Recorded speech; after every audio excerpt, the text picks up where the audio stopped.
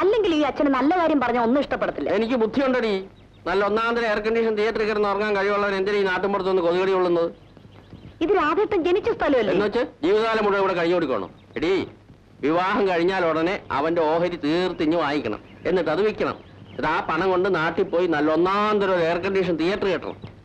ഓ, എപ്പോഴും തിയേറ്ററിന്റെ വിചാരം. അയ്യോ, അത് നിനക്കറിയാൻ മേലേ. ഞാനും സിനിമാ തിയേറ്ററുമായി വൈകാരികമായൊരു ബന്ധമുണ്ട്. പണ്ട് പാതാള ഭൈരവി എന്ന് പറഞ്ഞ സിനിമ സെക്കൻഡ് ഷോന് എന്റെ അമ്മ കാണാൻ പോയപ്പോ തിയേറ്ററിൽ വെച്ചാണ് എന്നെ പ്രസവിക്കുന്നത്. മിക്കവാറും അവിടെ വെച്ച് തന്നെ ആയിരിക്കും എന്റെ മരണം. നന്നായി. ഒന്ന് നിക്കടേ, ഒരു കാര്യം ഒന്ന് ചോദിക്കാനുണ്ടായി. എന്താ? നമ്മുടെ ഈ രാജേന്ദ്ര പണിക്കർ എന്ന് പറയുന്ന ജന്മിയുണ്ടല്ലോ, അദ്ദേഹം എങ്ങനെയാണെന്ന് ചോദിച്ചാൽ അദ്ദേഹം ഈ നാട്ടുകാർക്ക് ദൈവത്തെ പോലെയാ. സ്വഭാവത്തിന്റെ കാര്യമല്ല ഞാൻ ചോദിച്ചത്, സ്വത്തിന്റെ കാര്യമാണ്. സ്വഭാവം കുറെ മുറിച്ചിരുന്ന വയറിനറിയോ? ഈ കാണുന്ന നിലവും പുരയിടും ഒക്കെ അദ്ദേഹത്തിന്റെ വകയാ. അദ്ദേഹത്തിന് ലക്ഷക്കണക്കിന് രൂപയുടെ സ്വത്തുണ്ട്. വളരെ സന്തോഷം മോളെ, നിനക്ക് ബുദ്ധിയുണ്ടെന്ന് ഞാൻ ആദ്യമായി സമ്മതിക്കും. പണിക്കർ അദ്ദേഹത്തെ എങ്ങനെയാ പരിചയം? ഒരു പരിചയമില്ല. എന്റെ മകൾക്ക് അദ്ദേഹത്തിന്റെ മകനുമായാണ് പരിചയം. പരിചയം എന്ന് പറഞ്ഞാൽ ഒരു കാര്യമായ പരിചയമാണെന്ന് വിചാരിച്ചാട്ടെ. ഓഹോ, അത് ശരി, ആ പരിചയമാണല്ലേ? അതെ. രാധാകൃഷ്ണൻ ജയൻ തമ്മിലുള്ള വിവാഹം കഴിഞ്ഞാൽ ഉടനെ ഞാൻ അവനെയും കൊണ്ട് അങ്ങ് പോകും. ഈ വെള്ളക്കുഴിയൊക്കെ വിറ്റ് കിട്ടുന്ന പണം കൊണ്ട് നാട്ടിൽ നല്ല ഒന്നാം തരം എയർ കണ്ടീഷൻ തിയേറ്റർ പണി. പദ്ധതി കൊള്ളാം. അപ്പോ നിങ്ങൾ എവിടെയാ താമസം? ഞങ്ങൾ ഈ മുസാഫരി ബംഗ്ലാവില്. വിവാഹത്തിന്റെ എന്തെങ്കിലും ഒരു സമ്പ്രദായം ആവാതെ വീട്ടിൽ കയറി താമസിക്കുന്നത് ശരിയല്ലല്ലോ. അത് ശരിയാ. അപ്പൊ ഞാൻ വരട്ടെ. പിന്നെ ഞാൻ ഈ പറഞ്ഞ് മനസ്സിലേ ഇരിക്കാവൂ.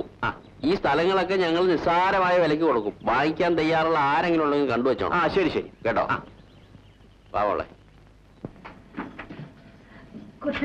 കുറിപ്പിട്ട കണ്ടോ ചേട്ടന്റെ പെട്ടിന്ന് കിട്ടിയ ഫോട്ടോ? ഇത് കണ്ടിട്ട് സിനിമ നടിയ ലക്ഷണമുണ്ടല്ലോ. തന്നേക്കും, ഞാൻ പെട്ടി തന്നെ വെച്ചേക്കാം. പണിക്കരദ്ദേഹത്തിനെ ഒന്ന് കാണിക്കുന്നതല്ലയോ നല്ലത്? അയ്യോ, അച്ഛൻ അറിഞ്ഞു ചേട്ടൻ അറിഞ്ഞ എന്നെ കൊന്നുകളി. അത് തന്നെ, പണം മുടക്കുന്നവൻ ഇതൊന്ന് കണ്ടിരിക്കുന്നതാണല്ലോ. തന്നെയുമല്ല, ആ ഫോട്ടോയിൽ രണ്ടുപേരും കൂടെ നിൽക്കുന്ന നിൽപ്പിന്റെ ഘടന അനുസരിച്ച് ഇത് അധികം നാൾ ഒളിച്ചു വെക്കാനും ഒന്നും തോന്നുന്നില്ല. കുഞ്ഞു നടക്കുന്നു. ഇത് 200 രൂപയുണ്ട്. താൻ അവിടെ കൊണ്ട് കൊടുത്തേക്ക്. ഞാൻ വല്ലതും പറയണോ? പതുക്കെ പറയടൂ, അച്ഛനകത്തുണ്ട്. ഞാൻ വൈകിട്ട് വരുമെന്ന് പറ.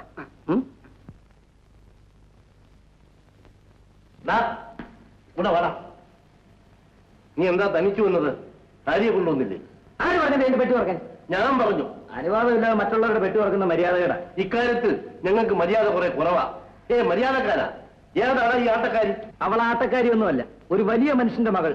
നമ്മളെയൊക്കെ വലിയ കുടുംബത്തിലെ അംഗം. രാജവംശമായിരിക്കും. എനിക്കോ തോന്നായിരുന്നില്ല അങ്ങനെ. കളിയാക്കൊന്നും വേണ്ട, അവളുടെ വംശം വലുത് തന്നെയാണ്. അവളുടെ അച്ഛൻ ഫിലിം ബിസിനസ്സാണ്. ലക്ഷങ്ങൾ വാരി എറിയുന്ന മനുഷ്യൻ. മഴ വരുന്നോന്ന് മാനത്ത് നോക്കിയിരിക്കേണ്ട കാര്യമൊന്നുമില്ല അവർക്ക്. പക്ഷെ ഇവരുടെ നിൽപ്പ് കണ്ടിട്ട് ഏതോ അലവലാതി പെണ്ണിന്റെ ലക്ഷണമാണ് ഞാൻ കാണുന്നത്. അയ്യോ, അത് അങ്ങനെ പ്രായക്കൂടുതൽ തോന്നിക്കുന്നതാ. പരിഷ്കാരം എന്തെന്നറിയാത്ത നിങ്ങളോട് പറഞ്ഞിട്ടെന്താ പ്രയോജനം? ഇന്നലെ ഇവിടെ സൽക്കരിച്ചിരുത്തിയ ഗോപിയപ്പുറമുള്ള തെണ്ടിയെ അച്ഛൻ ബഹുമാനിക്കും. തെണ്ടിയോ? അവൻ തെണ്ടിയല്ലടാ, അധ്വാനിച്ച് ജീവിക്കുന്ന തന്തരമുള്ള ആളാണവൻ. അച്ഛൻ പാടുപെട്ടുണ്ടാക്കുന്ന പണം കണ്ട പെണ്ണുങ്ങൾക്ക് വീതിച്ചു കൊടുക്കുന്ന നീയാണടാ തെണ്ടി. അവനെ അത്രയ്ക്ക് വലിയ കാര്യമാണെങ്കിൽ മോളെയും കല്യാണം കഴിച്ചു കൊടുത്തേക്കണം. എന്താ നീ പറഞ്ഞത്? ഒരിക്കൽ കൂടി പറ. പുന്നാര മോളെ അവന് കല്യാണം കഴിച്ചു കൊടുക്കാൻ. മോനെ, നീ പരിഹാസമായി പറഞ്ഞത് പരമാർത്ഥമായി തീരട്ടെ എന്ന് ഞാൻ പറഞ്ഞു. ഈ ഒരൊറ്റ ഉപദേശം നീ എനിക്ക് തന്നതുകൊണ്ട് നീ എന്റെ മകനായി ജനിച്ചു പോയതിൽ എനിക്കുണ്ടായിരുന്ന ദുഃഖം മുഴുവനും തീർന്നടാ. നിന്റെ ഈ സഹോദരിയെ ഞാൻ ഗോപിക്ക് തന്നെ വിവാഹം ചെയ്ത് കൊടുത്തു.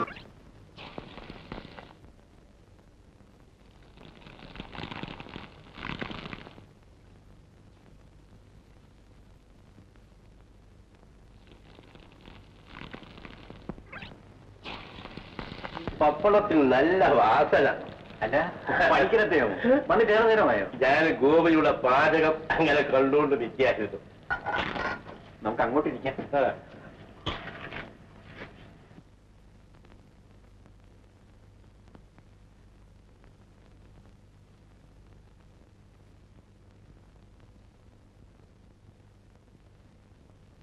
ഗോപി നിൽക്കുന്നുണ്ട്, അങ്ങോട്ട് ഇരിക്കേ. വേണ്ട, ഞാനിവിടെ നിന്നോളാം. ഞാൻ അങ്ങോട്ട് വന്ന് കാണണമെന്ന് വിചാരിച്ചിരിക്കുകയായിരുന്നു. വീട്ടിലേക്കോ? അതെ, നമ്മുടെ മുസാഫരി ബംഗ്ലാവില് രണ്ടുപേരും വന്ന് താമസിക്കുന്നുണ്ട് എറണാകുളത്തുനിന്ന്. ഒരു അച്ഛനും മകളും. അവൾക്ക് എന്ത് പറ്റി? ആ മനുഷ്യൻ എന്നോട് ചില കാര്യങ്ങളൊക്കെ സംസാരിച്ചു. നമ്മുടെ രാധാകൃഷ്ണൻ അയാളുടെ മകളെ കല്യാണം കഴിക്കാൻ പോകുന്നുവെന്ന്. ഓഹോ, അപ്പോൾ അവരിവിടെ ഉണ്ടോ? എന്നിട്ട് അയാൾ പറഞ്ഞത് എനിക്ക് തീരെ രസിച്ചില്ല. കല്യാണം കഴിഞ്ഞാൽ ഉടനെ രാധാകൃഷ്ണന്റെ ഇവിടെയുള്ള വസ്തുക്കൾ വിൽക്കണമെന്ന് അയാൾ പറഞ്ഞു. അതിലെന്താ തെറ്റ്? അത് അയാളുടെ മോഹമായിരിക്കും. പക്ഷെ കഷ്ടകാലത്തിന് വസ്തുക്കളെല്ലാം എന്റെ പേർക്കായി പോയല്ലോ. അതൊക്കെ ഞാൻ നോക്കിക്കൊള്ളാം. ഞാൻ ഇപ്പൊ വന്നത് മറ്റൊരു കാര്യം പറയാനാണ്. ഒരു വേലക്കാരനെ അയച്ചാൽ ഞാൻ അങ്ങോട്ട് വരുമായിരുന്നല്ലോ. എല്ലാത്തിനും ജോലിക്കാരെ പറഞ്ഞയച്ചാ പറ്റുമോ? ഇക്കാര്യത്തിന് ഞാൻ തന്നെ നേരിട്ട് വരണം. ഗോപിയെ ഞാൻ എന്റെ വീട്ടിലേക്ക് കൂട്ടിക്കൊണ്ടുപോകാനാണ് വന്നിരിക്കുന്നത്. പണിക്കർ അദ്ദേഹം അദ്ദേഹം എന്നല്ല, അമ്മാവനെന്നാണ് എന്നെ വിളിക്കേണ്ടത്. എന്റെ മകളെ നിനക്ക് വിവാഹം ചെയ്തു തരുവാൻ ഞാൻ തീരുമാനിച്ചു. അയ്യോ, അങ്ങ് എന്താണ് ഈ പറയുന്നത്? എന്താ, എന്റെ മകളെ നിനക്ക് ഇഷ്ടമില്ലേ? അവർക്ക് എന്താണൊരു കുറവ്? അവർക്ക് സൗന്ദര്യമില്ലേ? സൽസ്വഭാവമില്ലേ? അതുകൊണ്ടല്ല, രാധികയുടെ ഭർത്താവാകാൻ എനിക്കെന്ത് യോഗ്യതയാണുള്ളത്? നിനക്കെന്ത് യോഗ്യതയാണുള്ളതെന്ന്?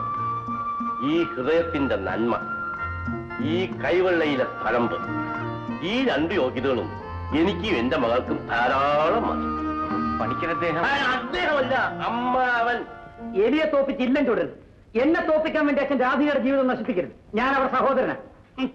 സഹോദരൻ എടാ, നിനക്കുന്ന ബന്ധത്തെ പറ്റി പറയാൻ പോലും അർഹതയില്ല. രാധിക എന്റെ മകളാണ്.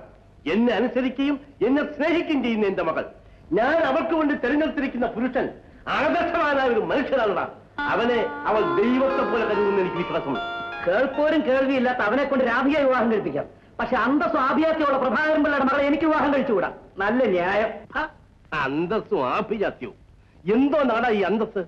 അന്തസ്സുള്ള ഏതെങ്കിലും ഒരു അച്ഛൻ മകളെയും തലയിലേറ്റിക്കൊണ്ട് ചെറുക്കന്റെ പിന്നാലെ നടക്കുമോടാ? കല്യാണത്തിന് സമ്മതവും കാത്ത് മുസാവരി ബംഗ്ലാവിൽ താമസിക്കുമോടാ? അവർ പട്ടണത്തിൽ കഴിയുന്നവരാണ്, അല്ലാതെ പട്ടിക്കാട്ട് ജീവിക്കുന്നവരല്ല. അത്ര വലിയ പട്ടണമൊന്നും എനിക്ക് വേണ്ട. കൊക്കിൽ ഒതുങ്ങുന്നത് കൊത്തിയാൽ മതി. എന്നാൽ എനിക്ക് വേണം. ഞാൻ ജയയെ തന്നെ വിവാഹം കഴിക്കും. എന്റെ മകനായിരുന്നു കൊണ്ട് നീ ആ പെണ്ണിനെ കല്യാണം കഴിക്കില്ല. ഈ മനുഷ്യൻ പറയുന്നത്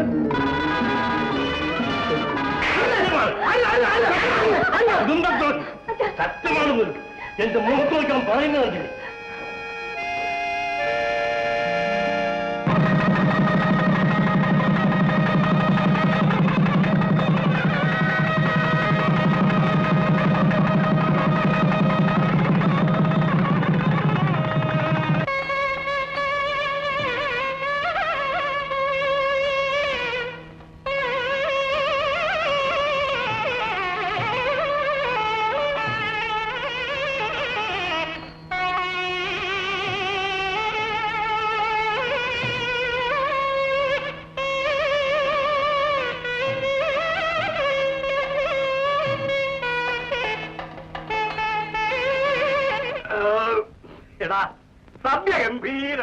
ഗംഭീരമായി.